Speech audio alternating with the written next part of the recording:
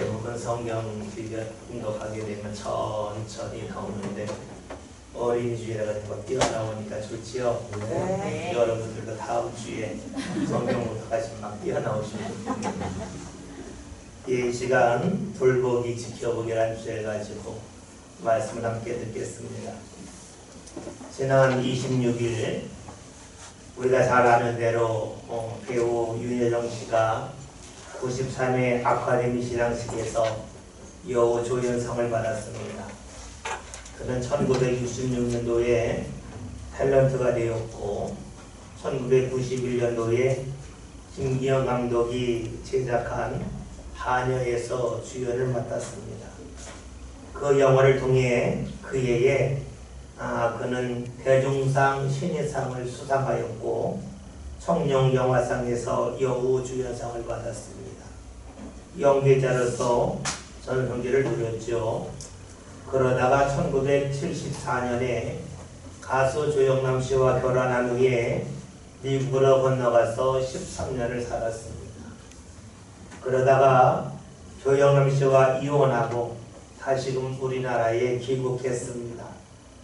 두 아들 키워했던 윤여정 씨는 할 수 있는 일이 연기밖에 없다고 생각해서 돌아와서 연기를 합니다. 경제적으로 너무 어렵기 때문에 그는 연기를 할 때에 혼신의 힘을 다하였습니다. 나중에 그가 인터뷰에서 이렇게 얘기합니다. 연기할 때 어떻겠냐라고 물었더니 아주 솔직하게 말합니다. 나는 살기 위해서 살아가기 위해서 목숨 걸고 했습니다. 요즘도 그런 생각에 변함이 없습니다. 배우는 목숨 걸고 안 하면 안 됩니다. 그는 아주 솔직하게 고백을 합니다. 연기를 한 것이 돈을 벌기 위해서였다는 겁니다. 그러기에 그에게 주어진 배역이 때로는 다른 사람이 하기 싫어하는 배역이라 할지라도 그는 마다하지 않았다는 겁니다. 살겠다는 마음을 갖고 연기를 하다 봤더니 모든 연기가 쉬웠다 하는 겁니다. 그렇죠? 이거 꼭 해야만 한다면 쉽습니다. 그런데 꼭 이거 해야만 할까 하면 그 순간부터 어려워집니다. 여러분, 우리가 무언가 꼭 해야만 한다는 것은 대부분 압니다. 본능적으로 압니다. 이 본능적으로 아는 것은 성인이기 때문만 아는 건 아니죠. 어린아이들도 본능이 있습니다. 그래서 본능적으로 자신이 어떻게 해야 될지를 알아가지요. 사람들이 동물과 무엇이 다를까라고 말할 때에 학자들이 꼭 하는 말 중에 하나가 있습니다. 그것은 사람은 동물에 비해 어린 시절이 길다는 것이지요. 동물들 같은 경우는, 특히 소 같은 경우는 태어난 지 얼마 안 돼서 걷기 시작을 합니다. 대부분의 동물들은 당일날 혹은 며칠 지나서 다 걷습니다. 반면에 사람은 다르죠. 평균 걷기까지 태어나서부터 1년이 소요가 됩니다. 그리고 걷는다 할지라도 자기 스스로 자신의 삶을 살아갈 수 있을 나이가 되려면 최소한 15년이 필요합니다. 농경시대에는 15년이었고 지금은 약 한 20년 정도는 누군가 보살펴야만 살아갈 수가 있습니다. 이것을 다른 말로 하면 동물은 태어날 때에 좀 성숙하게 태어나고 사람은 태어날 때에 좀 미숙하게 태어난다고 말할 수가 있습니다. 사람은 미숙하게 태어나기 때문에 어렸을 때부터 누군가의 보살핌이 필요하고 누군가의 사랑이 필요합니다. 이것을 갓난 아이들도 안다는 겁니다. 학자들의 말에 의하면 어린아이들이 왜 이렇게 잘 웃는가? 라는 것에 답을 이렇게 합니다. 어린아이들은 자기와 눈을 마주치는 엄마가 자신이 웃을 때 좋아한다는 것을 안다는 것이지요. 그런데 그 엄마가 자기에게 먹을 것을 주기 때문에 엄마에게 잘 보여야만 자신이 잘 먹고 생존할 수 있다는 것을 본능적으로 알아서 잘 웃는다고 말합니다. 그러니까 어린아이가 웃는 것은 정말로 좋아서 웃기도 하겠지만 살기 위해서 본능적인 몸부림이라고 말할 수가 있다는 것이죠. 그래야 자신이 사랑받고 인정받는다는 것을 안다는 겁니다.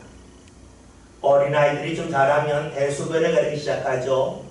대소변을 잘 가리면 엄마 아빠를 박수 쳐주잖아요. 보고 좋아하잖아요. 그러니까 어린아이들이 내가 사랑을 받으려면 빨리 대소변 가려야지 하는 것을 본능적으로 알아서 그렇게 한다는 겁니다.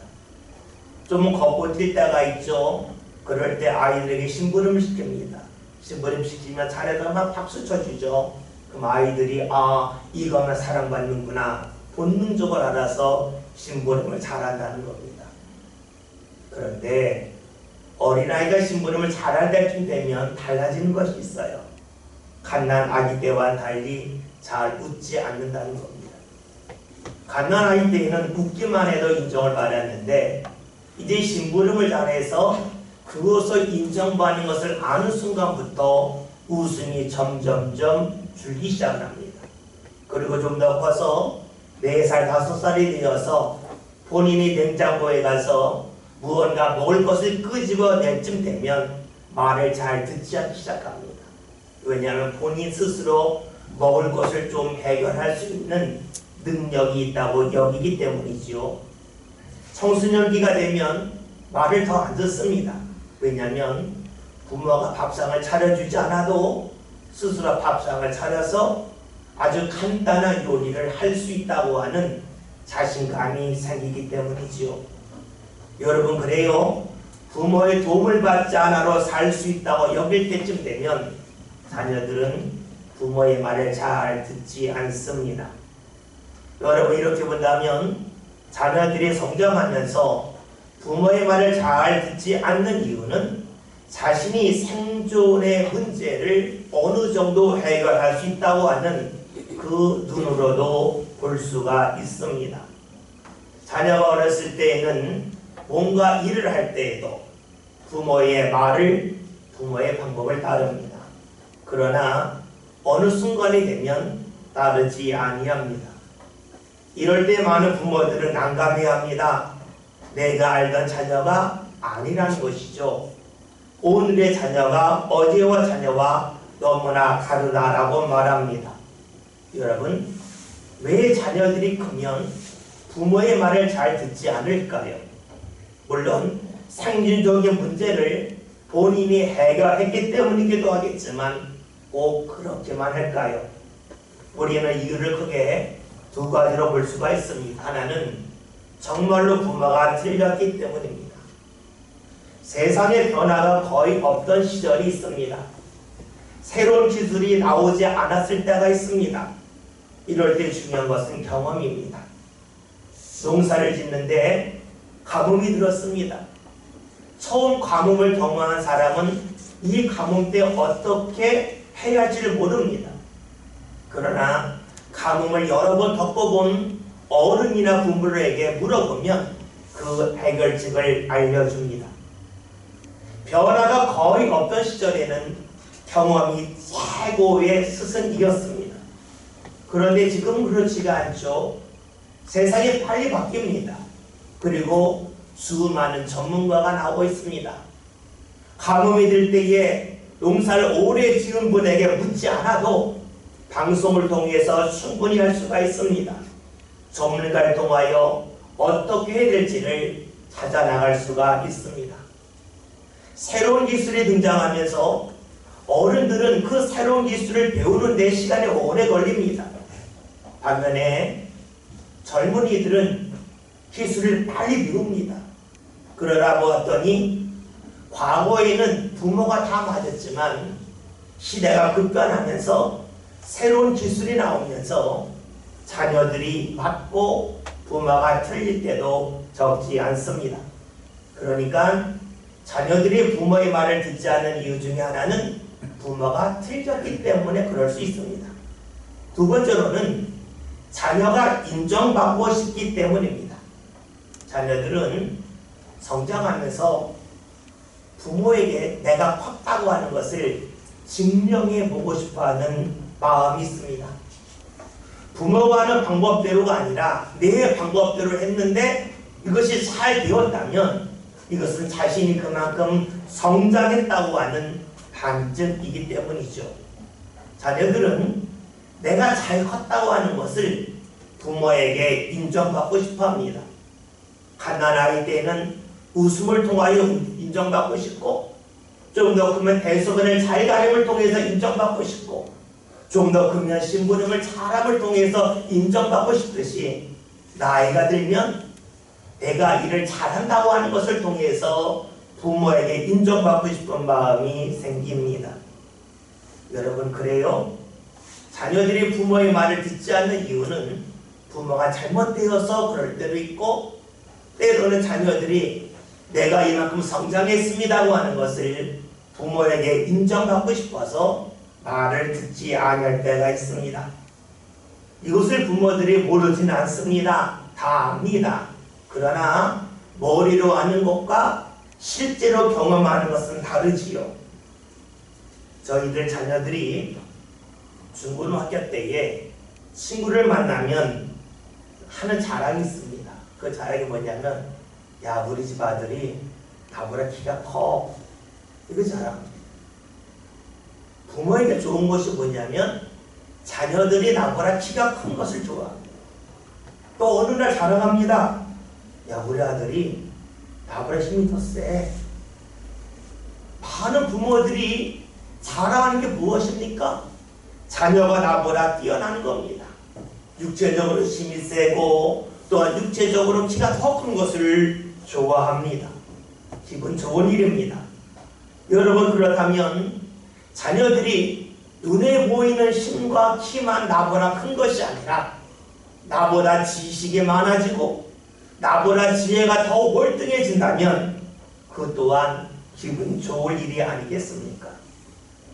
그런데 우리가 눈에 보이는 키가 크다, 나보다 힘이 세다 하는 것은 쉽게 받아들이지만 나보다 지식이 더 많아졌다, 나보다 더 지혜롭다 하는 것에 대해서는 받아들이기가 그다리 쉽지가 않습니다. 적응 기간이 필요합니다. 왜냐하면 키가 큰 것은 다시 줄지가 않습니다. 힘이 센 것은 다시 약해질 가능성이 거의 없습니다. 그러나 지혜는 다릅니다. 지혜라고 하는 것은 한 부분의 지혜가 많다고 해서 다른 부분에까지 지혜가 많은 것은 아닙니다. 생각해 봅시다. 우리가 물건을 들 때에 힘으로만 들지 않고 지혜가 필요하죠. 물건을 드는 지혜가 필요합니다.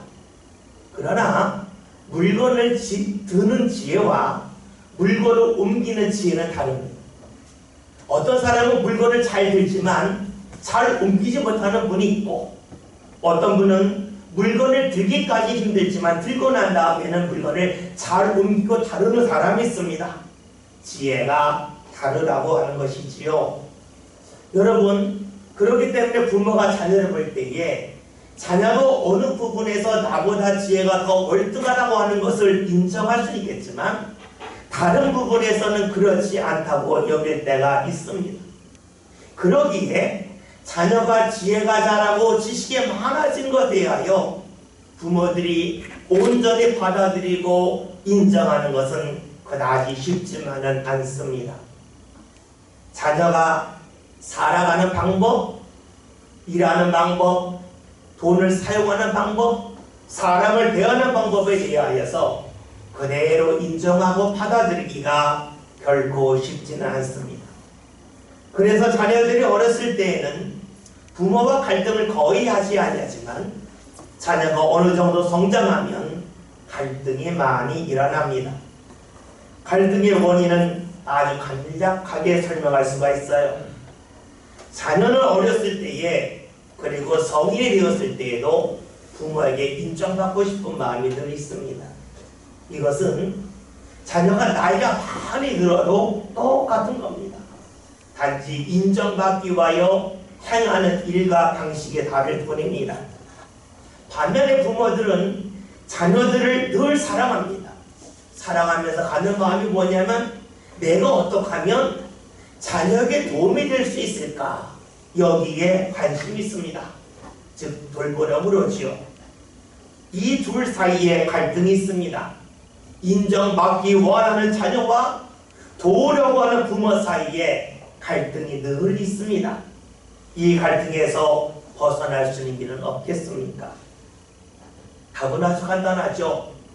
둘 중에 하나가 바뀌면 됩니다. 둘 중에 하나가 바뀌면 갈등은 없어집니다. 여러분, 그렇다면 누가 바뀌는 것이 쉽겠습니까? 물론 사람마다 다르겠지만 답은 의외로 간단합니다. 누가 바뀌는 게 쉬울까요? 사랑을 많이 하는 자가 바꾸면 됩니다. 여러분, 사랑의 특징이 뭡니까?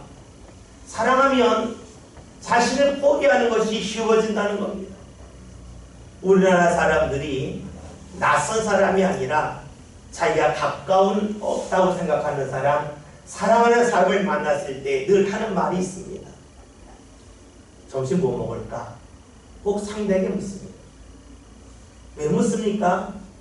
내가 당신을 좋아하기 때문에, 당신을 사랑하기 때문에 내가 좋아하는 식사가 있지만 이거 포기하고 당신이 원하는 거 먹겠다는 겁니다.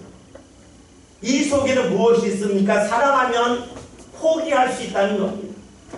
사랑하지 않으면 포기하기 어렵지만 사랑하면 포기할 수 있다는 것이 우리 일상적인 말 속에도 그대로 나와 있습니다. 다시 봅시다. 돌보려고 하는 자녀가 있습니다. 인정받으려고 하는 부모가 있습니다. 이 사이에 갈등이 있는데 누가 바뀌는 것이 쉽겠습니까? 더 사랑하는 자가 바뀌면 됩니다. 그러면 아주 정상적인 관계 속에서 부모와 자녀 중에 누가 더 상대를 사랑하겠습니까? 특별한 경우가 아니라면 부모가 자녀를 더 사랑합니다. 그러기에 우리들은 자녀가 바뀌는 것보다 부모가 바뀌는 것이 더 낫다고 말할 수가 있습니다. 자녀가 자신을 포기하는 것보다 부모가 자신을 포기하는 것이 더 쉽기 때문이지요. 오늘 성경은 자녀를 평생 돌보자고 하는 부모가 신앙 가운데 어떻게 해야 바뀔 수 있는지, 무엇을 바라봐야 바뀔 수 있는지에 관하여 우리에게 말씀해 주고 있습니다. 말씀 6절을 함께 보겠습니다. 다 같이 봅니다. 나는 심었고 아볼로는 물을 주었으되 오직 하나님께서 자라나게 하셨나니. 아멘. 오늘 본문에 있는 말씀은 바울이 성령의 인도하신 가운데 고린도 교회에 보낸 편지입니다. 사도행전 18장이라는 말씀을 보면 바울이 고린도에 가서 말씀을 전하고 교회를 세웠습니다. 그리고 사도행전 19장이라는 말씀을 보면 아볼로가 고린도에 있었다고 하는 말씀이 나옵니다. 그러니까 고린도 교회의 첫 번째 목회자가 바울이었고 두 번째 목회자가 아볼로임을 알 수가 있습니다. 그런데 바울이 고린도에 가서 교회를 세울 때에 그는 다른 지역에서 교회를 세울 때는 달랐습니다. 사도행전 18장이라는 말씀을 보면 바울이 고린도에 가서 한 일이 있는데 그것은 바로 천막을 만드는 일을 했습니다. 그는 오전 내내 그리고 오후까지 천막을 만들면서 돈을 벌었고 저녁에는 열심히 말씀을 전하며 교회를 세워나갔습니다.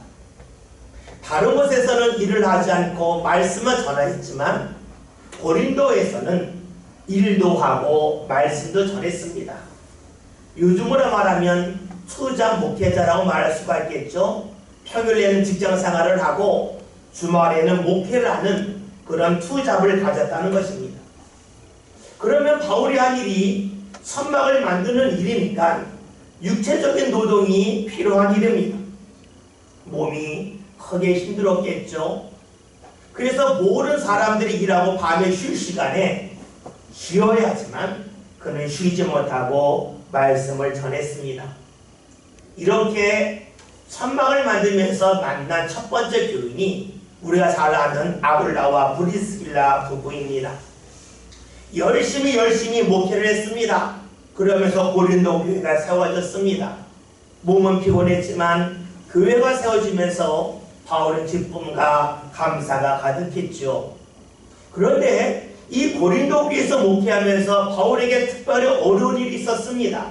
그것은 무엇이냐면 고린도 교회 교인들은 너무나 자신의 주장과 개성이 강하여서 교회 사이에 수많은 갈등이 일어났다는 겁니다.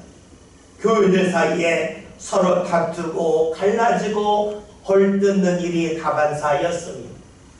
그러니까 바울은 말씀을 전하는 데서 멈추지 않고 서로 갈등하고 싸우는 교인들을 같이 불러다 놓고 화해시키는 일에 그는 열심을 다할 수밖에 없었습니다. 사실 누군가 싸웠을 때 화해시킨다고 하는 것은 말로는 쉬운 일이지만 실제로는 무척이나 힘든 일입니다. 왜냐하면 사람들은 서로 싸우고 다투고 갈등할 때에는 자신이 옳게 한 것은 주장하고 상대가 잘못된 것만을 말하기 때문입니다. 그러면 그 사람을 만나서 오랫동안 이야기해야 됩니다. 그의 말을 들어줘야 됩니다. 그의 말에 공감하면서 들어야 됩니다. 여러분, 세상에서 가장 힘든 일 중에 하나가 무엇일까요? 그것은 누군가의 말을 귀담아 듣는 것입니다. 누군가의 말을 귀담아 들으며 같이 공감하는 것은 흔히 하는 말로 진이 쑥 빠지는 일입니다. 고린도 교회에서는 교인들 간에 다툼이 많았습니다. 갈등이 많았습니다. 이것을 해결하기 위하여 바울은 계속해서 교인들을 만나야 됐습니다. 한 번 만나서 갈등이 풀어지지 않죠. 누군가 사이에 갈등이 있을 때 이것을 풀기 위해서는 최소한 4번, 5번 만나야 됩니다. 아침부터 저녁까지 천막을 만드는 육체적인 노력을 하고 저녁이 되면 사람을 만나서 진이 빠지도록 계속해서 사람들 사이에 문제를 푸는 그 일을 그는 감당했습니다. 이런 일은 부모의 심정을 가지지 않으려고는 할 수 없습니다. 많은 부모들이 공감하는 것이 있죠. 그것은 부모에게 가장 큰 기쁨은 자녀들 사이에 사이가 좋은 거라는 겁니다. 돈을 많이 벌기 때문에 또 이름이 높아졌기 때문에 좋을 수도 있겠지만 가장 좋은 것은 사이가 좋은 것입니다. 다른 사람과 싸우고 다툴 때가 있습니다. 그럴 때는 일방적으로 자녀 편을 들죠. 자녀가 누군가하고 싸웠다고 그러면 걔 왜 그러냐? 자녀 편을 듭니다. 그러면서 말하죠. 야, 못 본 척 해라. 없는 셈 치고 살라. 말하면서 위로할 수가 있습니다. 그런데 자녀들끼리 싸우면 그런 말을 할 수가 없습니다. 네가 옳고 걔가 틀렸다 말할 수가 없어요. 야, 걔 보지 말고 살라 말할 수도 없어요. 그렇다고 해서 걔 없는 셈 치고 살라라고 말할 수는 없습니다. 어떻게 해서든지 화해시켜야 됩니다. 그러려면 이 자녀 처자의 말을 다 들어야 되겠죠. 바울이 그런 심정이 있었기에 교인들 사이에 갈등이 있을 때에 그 갈등을 풀 수가 있었습니다. 만약에 교인들을 대하면서 부모의 심정이 아닌 이웃의 심정이었다면 당신이 옳네, 그 사람 틀렸네, 그 사람 보지마 말할 수가 있겠지만 부모의 심정이었기 때문에 그럴 수가 없었습니다. 그렇게 목회하는 가운데 고린도 교회가 성장을 하고 고린도 교회가 세워졌습니다. 여러분, 이런 것을 볼 때에 바울의 마음이 어떻겠습니까? 아주 뿌듯했겠죠. 마치 부모들이 자녀를 위하여 열심히 수고하고 돌보는 가운데 자녀들이 잘 자랄 때에 기쁜 것처럼 바울도 그리했습니다. 그런 바울이 계속해서 고린도 교회에 있으면 좋으련만 하나님께서 그로 하여금 다른 곳에 가서 말씀을 전하게 하셨습니다. 바울이 고린도교회를 떠난 후에 고린도교회는 또다시 문제가 생깁니다. 서로 갈등하고 싸우는 문제가 생겼던 것이지요. 그 소식이 들려집니다. 지금과 같다면 교통편이 좋으니까 하루 만에 갔다 올 수가 있습니다. 통신이 발달했으니까 여러 가지 전화나 또 여러 가지 온라인을 통해서 이야기하고 답할 수가 있습니다. 그러나 당시에는 그럴 수가 없었어요. 바울이 할 수 있는 일은 오직 편지 쓰는 것밖에 없었습니다. 직접 만날 수 없으니 할 수 있는 것이 편지 쓰는 것이지요. 편지 쓸 때에 바울의 마음이 어떠했겠습니까? 바울이 사람들이 들려준 소식을 갖고 그 소식을 근거로 믿고 편지를 쓴다면 어떻게 될까요? 일방적인 주장이 될 수가 있습니다. 어쩌면 편지를 쓰지 않는 것이 나을 수도 있겠죠. 그러니 바울은 들려지는 소식만을 갖고 편지를 쓸 수가 없습니다. 자신의 지식을 가지고 쓸 수가 없습니다. 자신의 감정을 가지고 쓸 수가 없습니다. 그러니 그는 철저하게 하나님을 의지할 수밖에 없었습니다. 하나님께서 주시는 마음을 가지고 편지를 써야 됐습니다. 성령의 인도하심 가운데 편지를 써야 됐습니다. 그 순간에 바울에게 무엇이 느껴졌겠습니까? 자신의 연약함입니다. 자신이 고린도 교회 사정을 제대로 알지 못하는 연약함을 알게 됩니다. 그리고 자신이 어떻게 설명하고 어떻게 이야기해야 이들의 마음이 뒤바뀔지 전혀 알지 못하는 연약함을 그는 발견합니다. 여러분, 이런 가운데 바울이 할 수 있는 일은 무엇입니까? 철저하게 하나님을 의지하는 수밖에 없었습니다. 그러면서 자신이 목회했던 과거를 뒤돌아봅니다. 내가 열심을 다하여서 내가 열심히 돌보아 주어서 내가 아침부터 저녁까지 일하고 밤에는 수많은 사람을 만나 말씀을 전하고 그들과 함께 많은 대화를 나누는 가운데 교회가 성장했다고 여겼는데 그것이 아님을 발견하게 되지요. 자신과 같이 약한 사람이 할 수 있는 일이 아무것도 없다고 하는 것을 발견합니다. 모든 것은 자신의 수고의 결과요, 자신의 돌봄의 결과요 라고 생각했던 것이 틀렸음을 발견합니다. 그래서 더 고백하는 것이 오늘 말씀 6절 7절입니다. 다 같이 봅니다. 말씀 읽겠습니다. 나는 심었고 아무런 눈물을 주었으되 오직 하나님께서 자라나게 하셨나니 그런 그 심리나 눈을 주는 아무것도 아니오되 오직 자라게 하시는 하나님뿐이라. 아멘. 바울은 자신이 고린도 교회에 갈 수가 없습니다. 그들을 만날 수가 없습니다. 그들을 위하여 선수해 줄 수 있는 것이 아무것도 없습니다. 다른 말로 하면 돌볼 수 있는 일이 아무것도 없음을 알게 됩니다.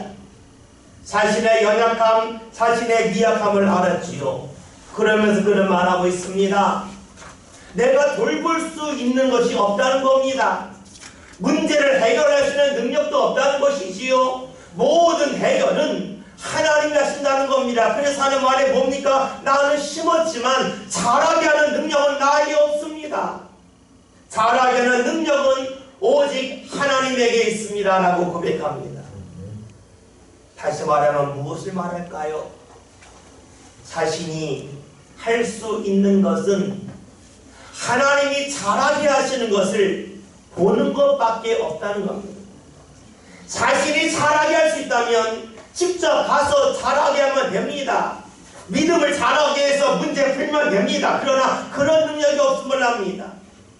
자라게 하는 능력은 오직 하나님에게만 있음을 그는 압니다.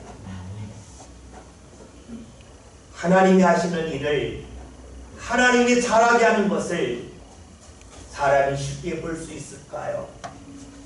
쉽게 볼 수가 없지요. 몸이 크는 것은 눈으로 확인할 수 있어요. 키가 자라는 것도 눈으로 확인할 수가 있어요. 그러나 믿음이 자라는 것은 쉽게 볼 수가 없어요. 믿음이 자라는 것을 보려면 하나님의 눈으로, 믿음의 눈으로 보아야만 돼요. 아주 주의 깊게 살펴야만 볼 수가 있어요. 바울은 지금 그것을 고백하고 있습니다. 자신이 돌봄을 통해서 고린도 교회가 성장했다고 여겼는데 자신의 돌봄의 결과가 아니요, 하나님께서 자라게 하신 결과이니 자신이 할 일은 지켜보는 것임을 그는 고백하고 있습니다. 여러분, 이쯤 되면 우리는 바울이 가졌던 그 신앙의 고백이 우리의 고백이 되됨을 알 수가 있지요. 우리들이 자녀를 돌봄을 통해서 자녀들의 키가 크는 것처럼 보이고 자녀들의 지식에 잘하는 것처럼 보이지만 자녀들의 생각과 지혜가 자라는 것은 우리의 돌봄을 통하여 되는 것이 아닙니다. 그럴 능력을 가진 사람은 아무도 없습니다. 부모로서 자녀에게 할 수 있는 일은 무엇입니까? 바울의 고백처럼 심는 일, 아볼로처럼 물을 주는 일, 그 일밖에 할 것이 없습니다. 자라게 하는 것은 오직 하나님밖에 없습니다. 그렇다면 부모들이 어떻게 마음이 바뀌게 될까요? 바울이 가졌던, 바울이 걸어갔던 그 길과 똑같습니다. 돌봄에서 지켜봄으로 바꾸는 겁니다. 돌보기에서 지켜보기로 바꾸는 겁니다. 내가 자녀를 더 이상 돌보겠다는 생각이 아니라 내 자녀를 하나님께서 자라게 하시고 하나님께서 내 자녀에게 큰 은혜 주심을 내가 지켜보겠다고 하는 것이 자녀를 대하는 부모의 마음이어야 될 겁니다. 바울이 그렇게 뒤바뀌지요. 그럼 우리는 여기서 이런 질문을 할 수 있습니다. 하나님이 자라게 하신다면 물 주는 사람, 심는 사람은 아무것도 아닙니까? 하나님의 자라게 하는 것을 지켜보게 한다면 돌보는 부모는 아무것도 아닙니까? 라고 하는 생각을 가질 수가 있겠죠. 이에 대하여 성경이 이렇게 답을 줍니다. 8절 다 같이 보겠습니다. 말씀 봅니다. 신부가 물 주는 분명하지만 각각 자기가 알는 대로 자기의 상을 받으리라. 아멘. 주께서 바울에게 주신 감동은 이겁니다. 하나님은 자라게 하시지만 심는 자도 물 주는 자도 하나님이 다 상을 주겠다는 겁니다. 다 인정하겠다는 겁니다. 여러분, 부모가 자녀가 어렸을 때 돌봅니다. 하나님이 기뻐하는 일이요, 하나님께서 상 주실 만한 일이라는 것이지요. 그러나 자녀들이 어느 정도 성장하면 우리는 바울처럼 우리의 마음과 생각이 바뀌게 됩니다. 내가 자녀를 더 이상 돌보겠다는 것이 아니라 자녀를 지켜보겠다는 겁니다. 그냥 쳐다만 보는 게 아니라 내 자녀에게 하나님의 은혜가 잘 임하고 있는지 이것을 지켜보겠다고 하는 것이 바로 신앙의 부모의 모습이지요. 간혹 이런 마음이 들 때가 있습니다. 자녀들이 틀린 일을 하지만 부모가 지적할 때 듣지 않을 때가 있습니다. 굉장히 속상하죠. 그렇다고 해서 말을 듣는 게 아닙니다. 다른 길로 갑니다. 그러면 넘어지죠. 넘어질 때 부모들은 대부분 마음 아파합니다. 내 말 들으면 안 넘어질 텐데. 여러분, 넘어져 봐야 머리가 아닌 몸으로는 깁니다. 넘어짐은 즐거운 일은 아닙니다. 그러나 넘어짐을 통하여 깨닫는 것이 커지지요. 자녀들이 부모의 말을 듣지 않을 때가 있습니다. 속상하죠. 그래서 생각해 보십시오. 자녀가 부모의 말을 다 듣는다면 자녀는 나보다 클 수가 없습니다. 커봤자 내 수준입니다. 자녀가 부모의 말을 듣지 않는다는 것은 새로운 방법으로 살아간다는 것이고 새로운 길을 찾아간다는 것이고 부모보다 더 크게 성장할 수 있는 기회를 붙잡은 것이 되겠지요. 중요한 것은 내가 돌보겠다고 하는 마음을 내려놓는 겁니다. 지켜보겠다는 겁니다. 쳐다보겠다는 것이 아니라 하나님의 은혜 받는 사람으로 성장하기를 지켜보며 그를 위하여 기도하는 것이 진정한 부모의 모습이라고 말할 수가 있겠지요. 오늘 말씀 제목이 돌보기와 지켜보기입니다. 수많은 자녀들은 부모에게 인정받고자 합니다. 어렸을 때는 웃음을 통해서 또 대수변의 가림을 통해서 신부님을 잘함을 통해서 힘이 세다는 것을 증명함을 통해서 또 다른 방법을 통해서 인정받고자 합니다. 그러니 부모가 할 수 있는 가장 좋은 일은 인정해주는 일이지요. 반면에 부모들은 어떻게 해서든지 돌보고 싶어 합니다. 그런데 성경은 우리에게 알려줍니다. 돌보기가 아니다. 지켜보기라는 겁니다. 왜냐하면 잘하게 하는 것은 내가 아니요 하나님이시기 때문입니다. 모든 성도들이 우리의 삶을 살아가면서 내가 누군가를 돌보겠다는 마음을 내려놓읍시다. 지켜보기, 이 마음을 갖고 살아갑시다.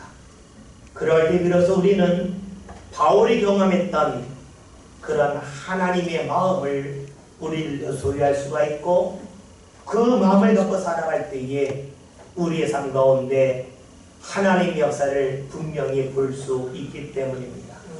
여러분, 어린이 주일을 맞이하여 내 자녀를 돌보셔야겠다. 여기서 벗어나서 주의 은혜 받는 것을 지켜보겠다. 이 마음을 저와 여러분은 꼭 가져서 주의 은혜 역사가 이루어지는 복된 일들을 마음껏 보며 주께 감사와 영광 돌리는 복된 삶 살아갈 수 있기를 주님의 이름으로 기원드립니다. 기도합니다.